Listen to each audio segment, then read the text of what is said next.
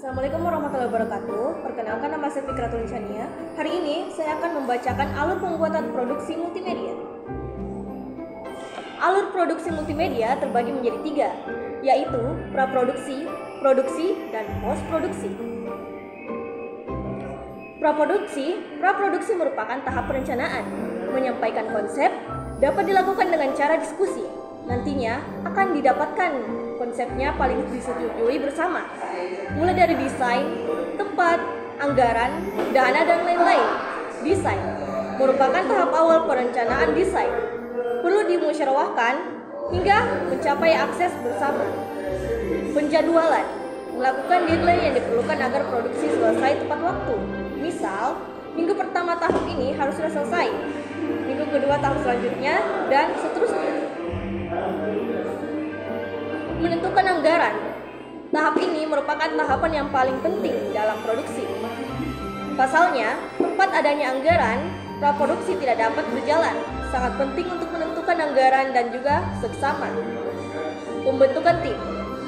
Pembentukan tim-tim dengan kemampuan tertentu agar proses produksi dapat berjalan lancar. Bagian satu pembuatan beberapa orang, begitu juga dengan bagian satu membuat beberapa orang lainnya. Tidak semua orang harus dilibatkan dalam produksi, hanya bagian yang dibutuhkan saja. Penandatanganan kontrak. Surat perjanjian PSC diperlukan agar memiliki kekuatan hukum. Satu lembar untuk developer dan konsumen mendapatkan minimal 20% uang pengerjaan dan juga jumlah total. Baiklah, selanjutnya saya akan memberikannya kepada Pak Rituan.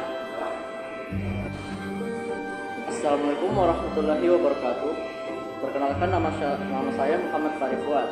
Di sini saya akan melanjutkan presentasi yang dilakukan oleh teman saya.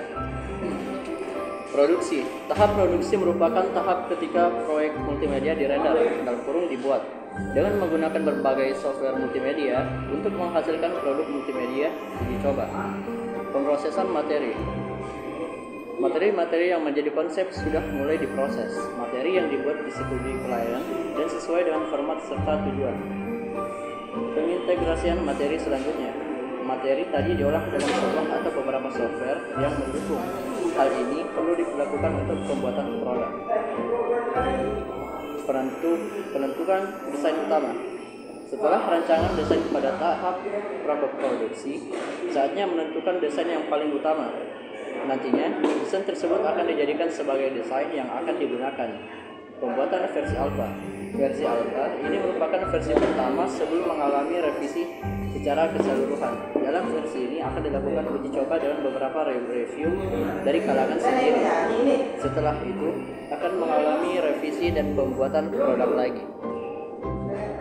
Selanjutnya, saya akan menyerahkan ke teman saya.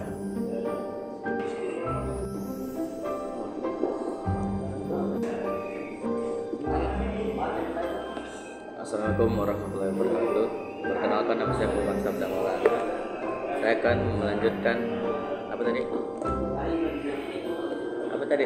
presentasi.